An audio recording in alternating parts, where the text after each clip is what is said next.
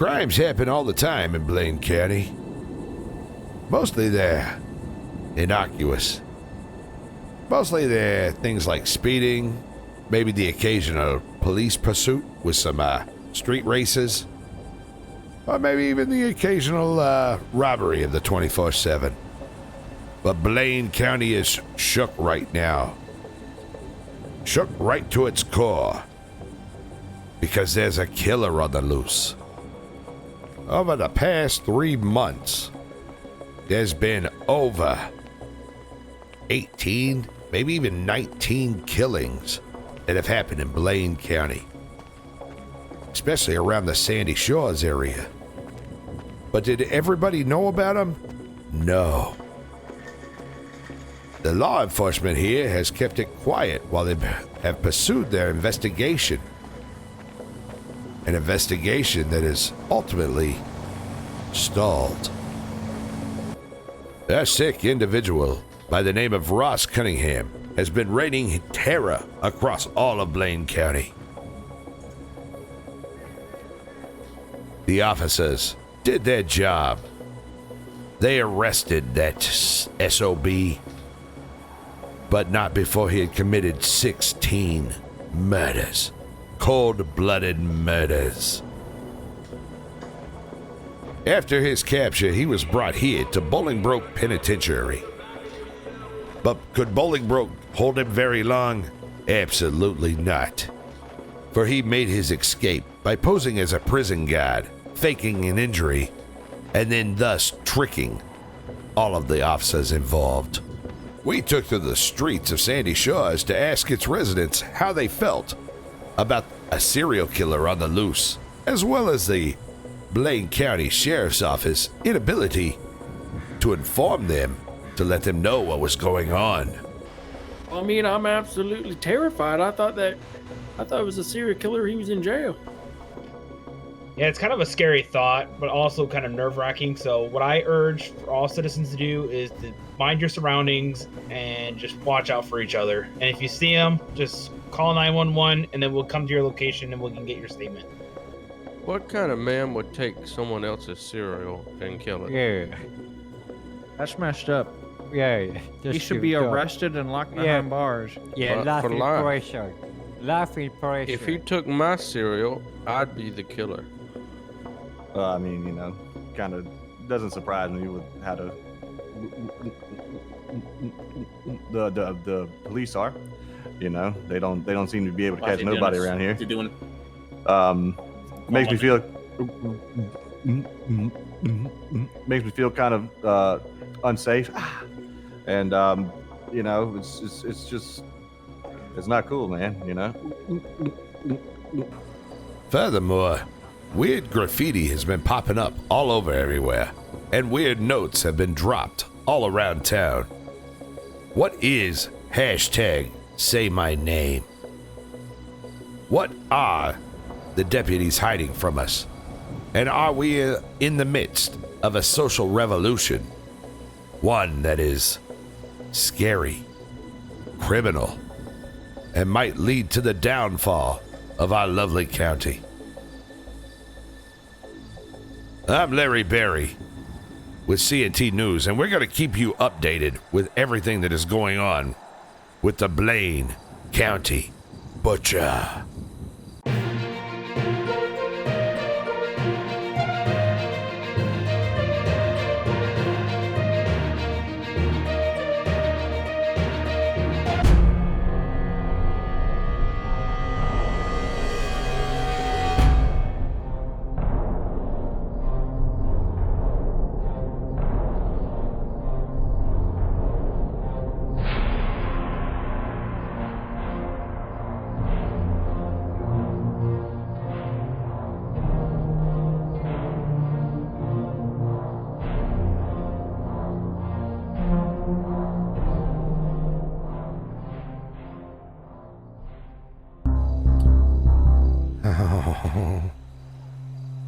Have a little message.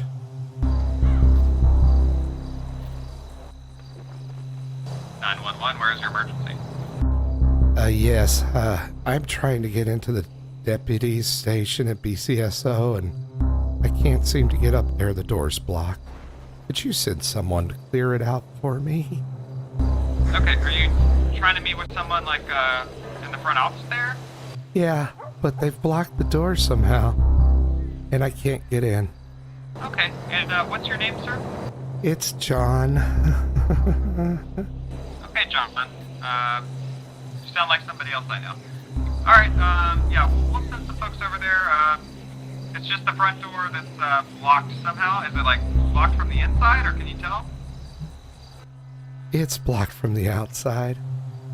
Okay, John. Do you have a last name, by the way? It's Michaels. John Michaels, yeah. Okay, Mr. Michaels. We'll definitely send someone your way. Thank you.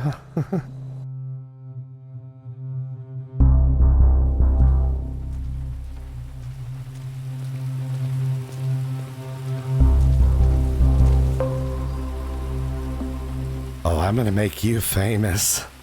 So very famous. If you make it out of this alive, you be sure to tell them Ross did this. Say my name. Ross.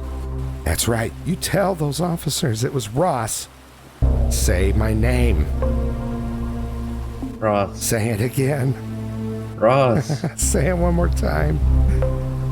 Ross. Yes. Thank you. Oh. You better hope those officers are fast.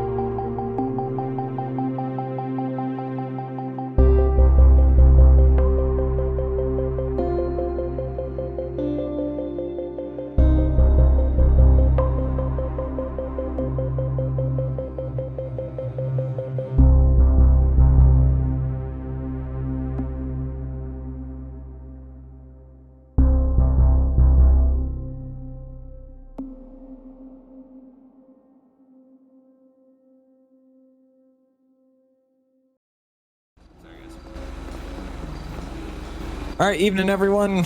Want to gather around.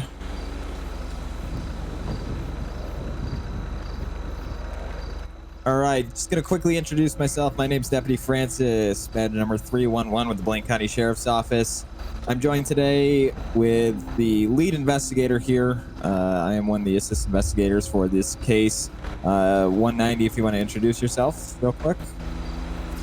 Yeah, I'm Deputy O'Neill, Blaine County Sheriff's Office 190.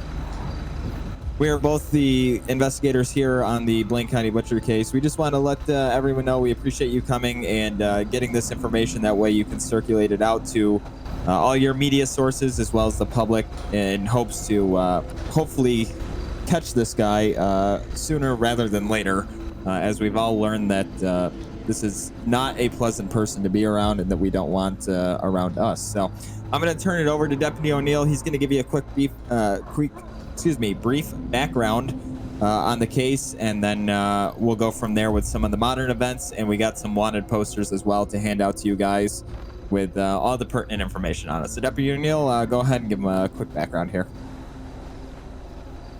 Yeah, thank you. So my colleague there is just going to give you some handouts. We've got both details on 2 wanted persons that are both related. The first I'll talk about is Ross Cunningham. Those wanted posters for you guys. All right, thank you. Thank you. Okay, so as many of you know, because you've covered this situation from the start, Ross Cunningham initially went by the name given to him by local media, which was initially the BCB, the Blaine County Butcher, and then he was identified as a copycat. So he's been identified as many nicknames: BCB, BCB copycat, etc. We now know his real name to be Ross Cunningham. He had a previous warrant issued for his arrest, and as you know from covering it, he was arrested and incarcerated. However, there was a situation that, again, you've already covered, which was a medical event was falsified at Bolingbroke Penitentiary, which is where he was being housed. He was escorted by Department of Corrections staff towards Pillbox Medical Center, at which point he was freed from custody. We're still investigating the exact details of how that happened, but there was some sort of MVA with his transport vehicle, and he was freed from custody. A statewide manhunt was initiated, including local, state, and federal law enforcement. There was, in the immediate aftermath, contact with this person and with the person who has been assisting him. However, he was able to escape on the day.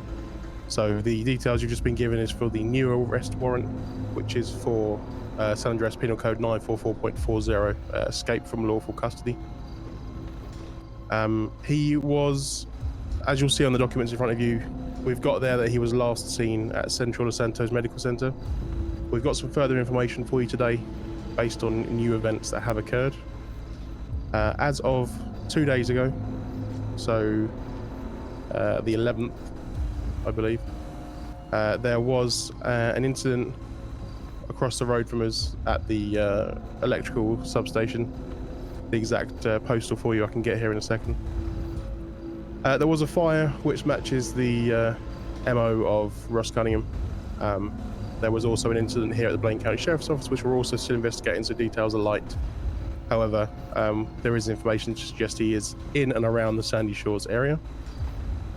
The images you have on the wanted information is still accurate. So you will see his admission photo to Bolingbroke in his jumpsuit, and also a CCTV image which we have for him. General description is a white male, blonde hair, approximately 120 to 140 pounds, height of 175 centimeters at time of admission to Bolingbroke. No known scars or tattoos or anything like that. Short/medium length blonde hair. So if everybody, we could just ask the public to be on the lookout for him. Should be considered armed and dangerous. He's known to use firearms and explosive devices, as well as bladed articles in the commission of his crimes. I will move on to the second subject in this case. Before we do so, did anybody have any questions about Ross Cunningham? Yes, Larry Berry, CNT News. Yes, Larry. Yes, I've got a question. So if he has been on such a long killing spree and he's been out of prison and escaped for the last 3 or 4 days, why is the Blaine County Sheriff's Department taking so long to notify the public about this? So immediately upon the notice and the information that he was released and did escape, the Blaine County Sheriff's Office immediately launched an investigation, as we always do. And within 24 hours, warrants were issued for both him and the accomplice that my partner is about to get into, as well as those warrants were circulated across all stations to all deputies, as well as any media member we could get a hold of at the time. The reason it's taken us this long to get a press conference together is we are still finalizing details. And as my partner said, there have been incidents up to this point between the escape and now that we have had to deal with and cover And unfortunately, with only 2 deputies working the case full time, it takes some time for that information to be processed and for evidence to be collected, and then obviously the information to be gathered so that we can circulate it more regularly and up to date over, giving 3-day-old information. The information you're given today is as of right now, and information that we ourselves have just gotten to.